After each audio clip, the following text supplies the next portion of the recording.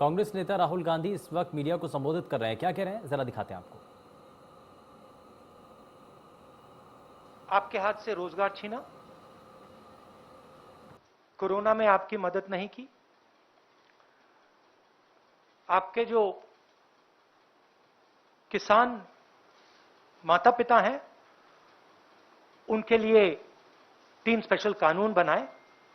और आज मैं यहां यह पढ़ना चाहता हूं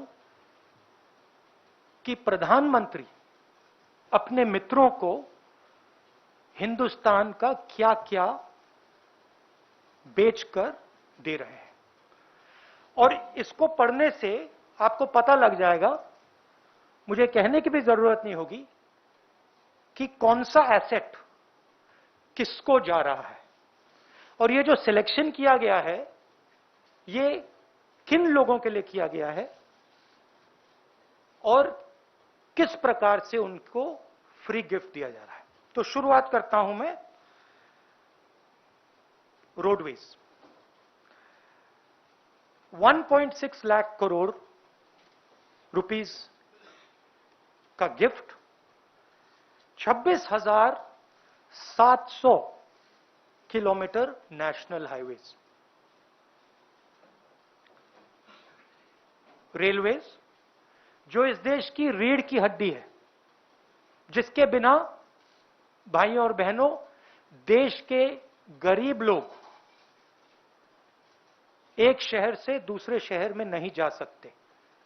आज जो लोग ट्रेन में बैठे हैं, आप सुनिए,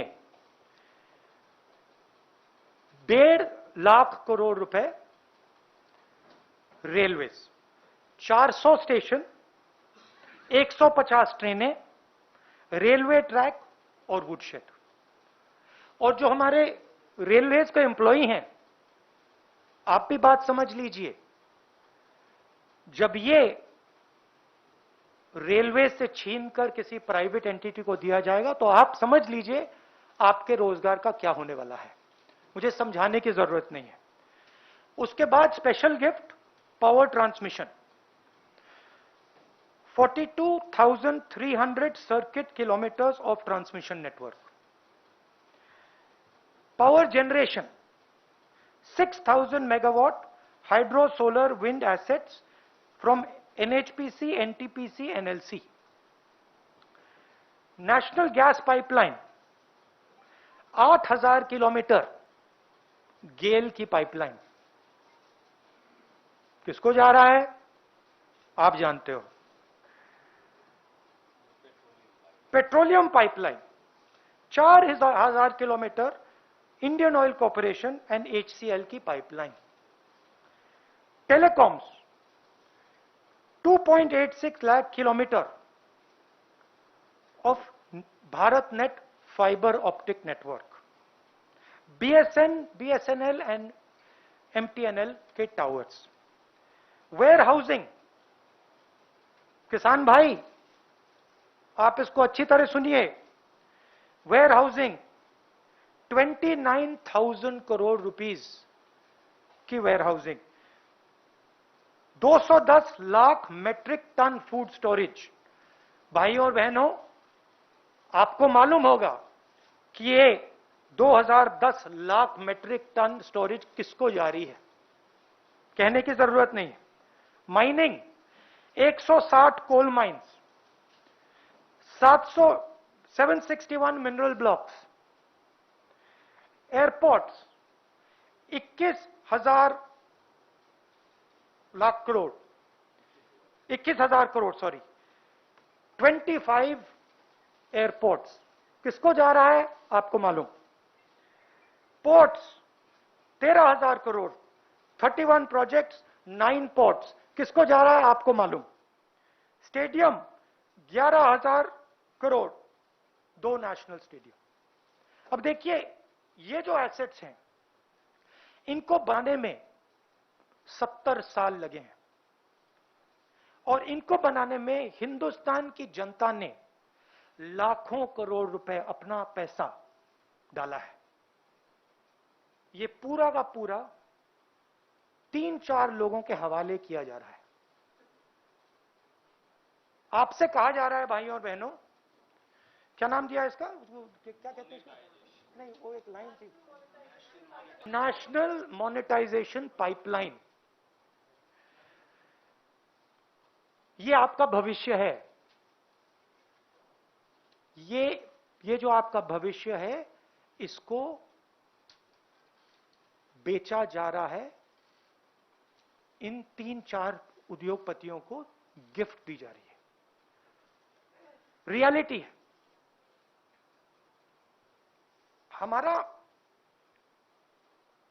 हम प्राइवेटाइजेशन के खिलाफ नहीं है, हमारा प्राइवेटाइजेशन का लॉजिक था। लॉजिक मैं आपको बता देता हूं। सबसे पहले जो स्ट्रेटेजिक इंडस्ट्रीज हैं उनको प्राइवेटाइज नहीं करा जाता था। इसमें से रेलवेज स्ट्रेटेजिक इंडस्ट्री हम मानते थे। स्ट्रेटेजिक क्योंकि ये हिंदुस्तान की रीढ़ की हड्डी है, स्ट्रेटेजिक क्योंकि ये लाखों करोड़ों लोगों को ट्रांसपोर्ट देती है, स्ट्रेटेजिक क्योंकि इसमें बहुत सारे लोगों को एम्प्लॉयमेंट मिलता है, इसलिए स्ट्रेटेजिक। दूसरी बात, जो इंडस्ट्रीज क्रॉनिकली लॉस मेकिंग होती थी उनको हम प्राइवेटाइज करते थे। जिन कंपनीज के पास मिनिमल मार्केट शेयर होता था उनको हम प्राइवेटाइज करते थे, और उस सेक्टर में हम प्राइवेटाइज करते थे जहां पे प्राइवेट सेक्टर की मोनोपोली की रिस्क हो।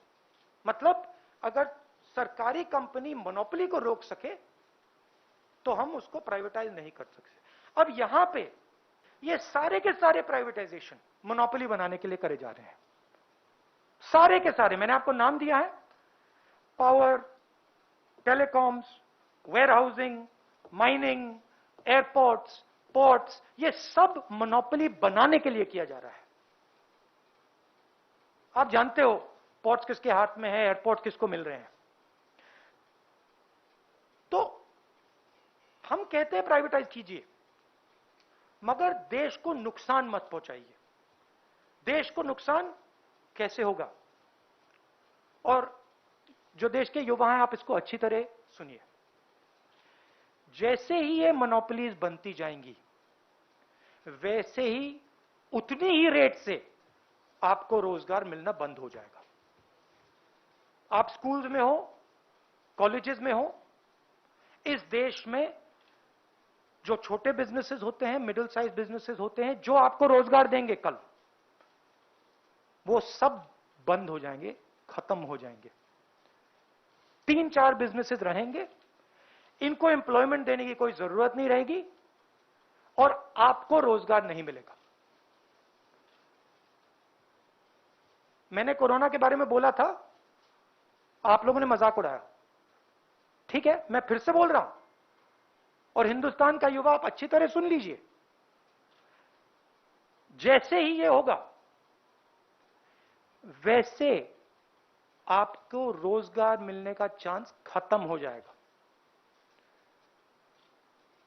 ये हिंदुस्तान की पूंजी बेची जा रही है, मगर ये आपके भविष्य पर आक्रमण है। नरेंद्र मोदी जी अपने 2-3 उद्योगपति मित्रों के साथ हिंदुस्तान के युवा पर आक्रमण कर रहे हैं। इसको आप अच्छी तरह समझिए। अब मैं अंग्रेजी में बोलता हूं। The Prime Minister and the BJP said that the Congress party has done nothing in 70 years. There is a list here of all the assets that the Congress party has helped build. These assets have been built using public money, thousands and thousands of crores of rupees over the last 70 years. Now the Prime Minister is in the process of selling the crown jewels of this country.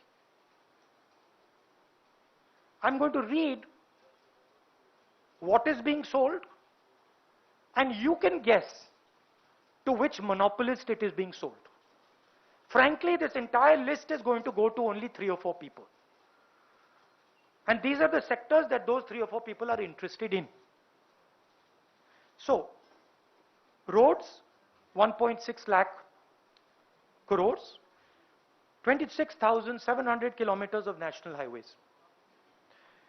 Railways, 1.5 lakh crores, 400 stations, 150 trains, railway tracks and woodsheds. Power transmission, 42,300 circuit kilometers of transmission network. Power generation, 40,000 crores, 6,000 megawatts of hydro, solar, wind assets.